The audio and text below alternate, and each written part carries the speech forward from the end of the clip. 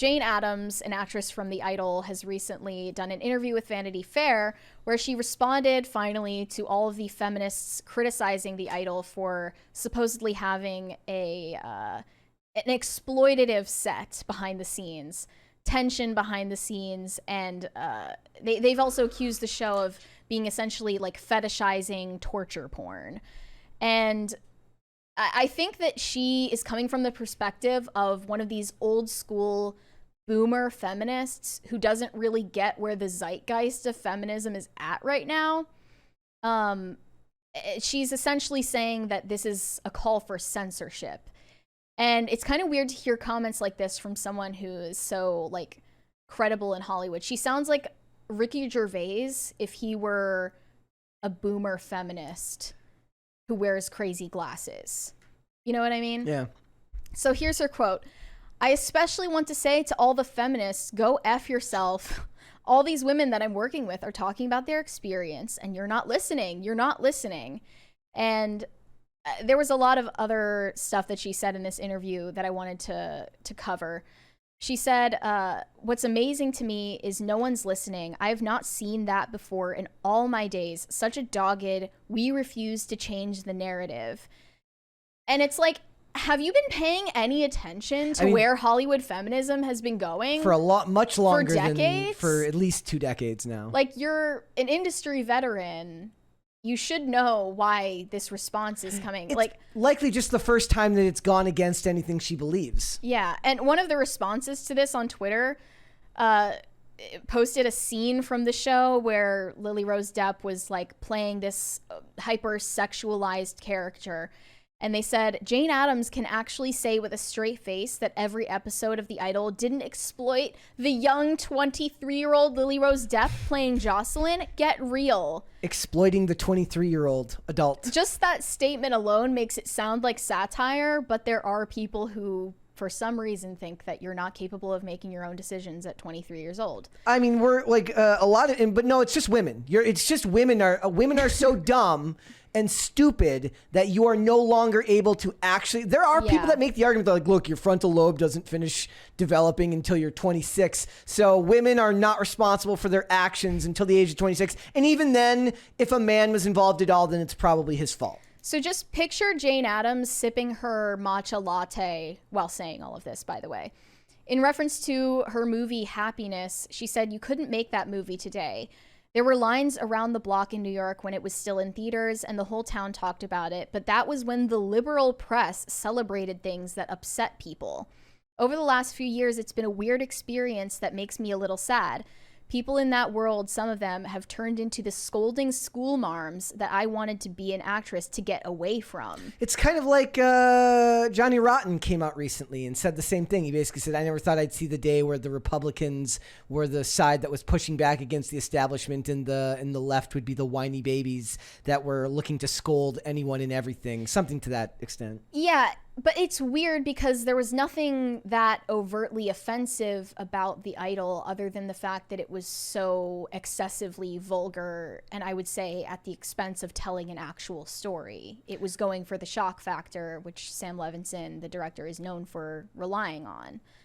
And I would say that Euphoria did the same thing, but at the very least, people didn't universally trash Euphoria. I mean, all the comments that I've seen of people that don't like The Idol, it's not about the vulgarity. They just think it's horribly acted. And they think, it's cringy, and they think that the sex stuff was overplayed and not believable. And like the big plot twist at the end of the show was, ooh, actually, Jocelyn was in control the entire time and she was actually manipulating Tedros, and it's this big reveal at the end, but it's like shocking. Okay. It's very, very shocking.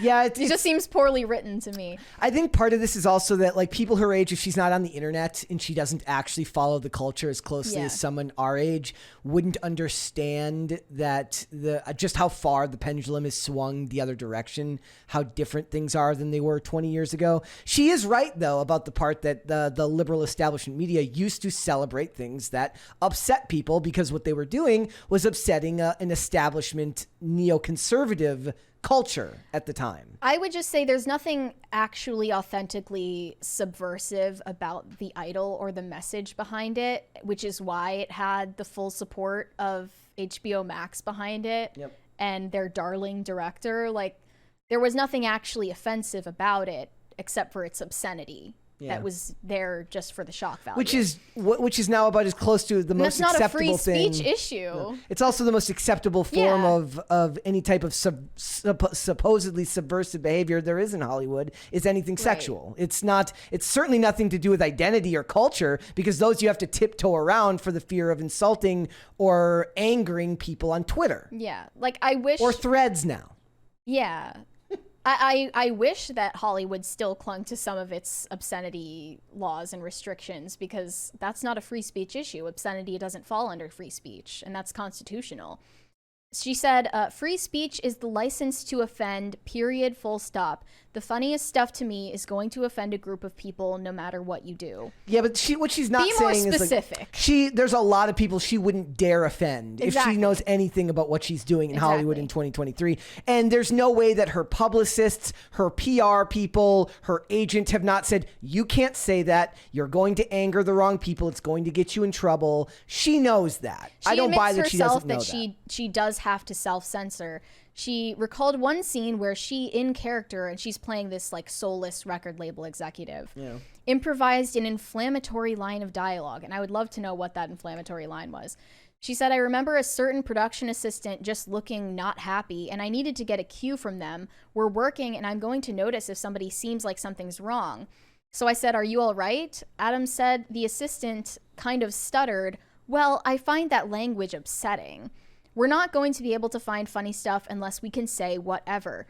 People are self-censoring. I can only speak from what I've observed and then speak for myself. I definitely am upset that I have to self-censor. But it's like, be more specific. What was that line of dialogue that like upset a production assistant? I would love, it was a production assistant. The culture is so freaking soft. It's unbelievable. Like, imagine having She should like throw hot coffee on the production assistant if this were like real Hollywood. That would have been funny. And she reacted to like a low critic score that was given to The Idol. She said, that's another laugh. It's like, okay, whatever, guys. People don't have to love it. I just find it oppressive. The kind of, well, you shouldn't like it because ... But like, go into the reasons why people didn't like it. If you actually dove deep into the criticism of the show, it would be on the content of the storytelling, and it was poorly done. A lot of reviewers said that. And then she said, I love the show.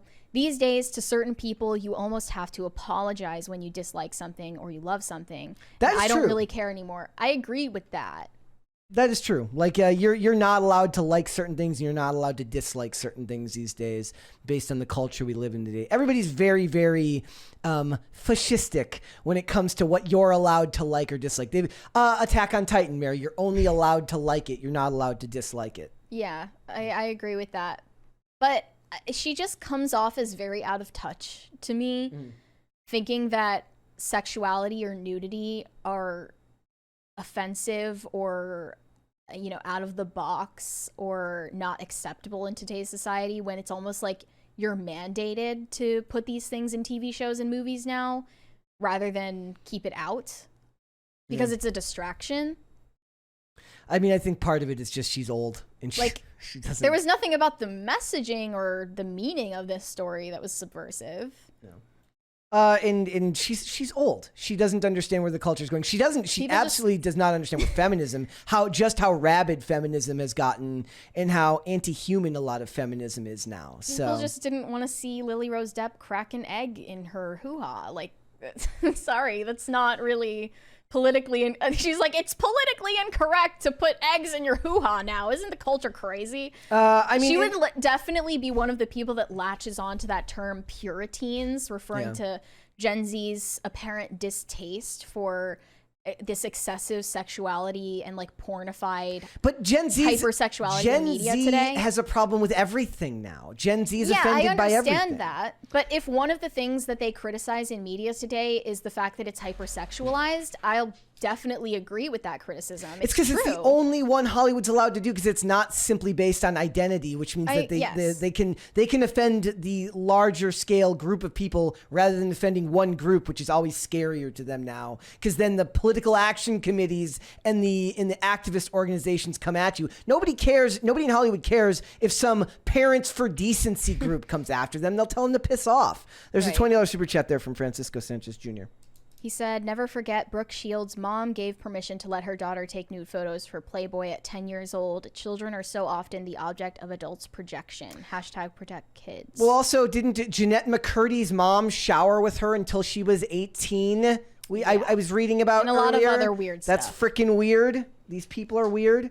I do think it's interesting here. The other thing is like, I do wish the media in Hollywood would get back to a position where they would be okay with offending more than just the religious right who would prefer that things be a little bit more tame on the sexualized humor. Fine, you want to insult them, then you should be able to insult other people too, based on other things other than just sexuality. It's not the only thing that you can effectively use as offensive humor or effectively use as offensive entertainment for the sake of making a product that the general populace would like. Well, these are the people that pretend to have their fingers on the pulse of the culture, but are showing very clearly that they don't understand why Gen Z might be put off by things like this. And they're calling them Puritans, which is such an intellectually lazy way to write off their concerns by conflating Gen Z with the religious right when you're not making products that appeal to Gen Z. Also, that production assistant could very well have been a millennial. Probably. I don't know. I don't know. Most likely it was.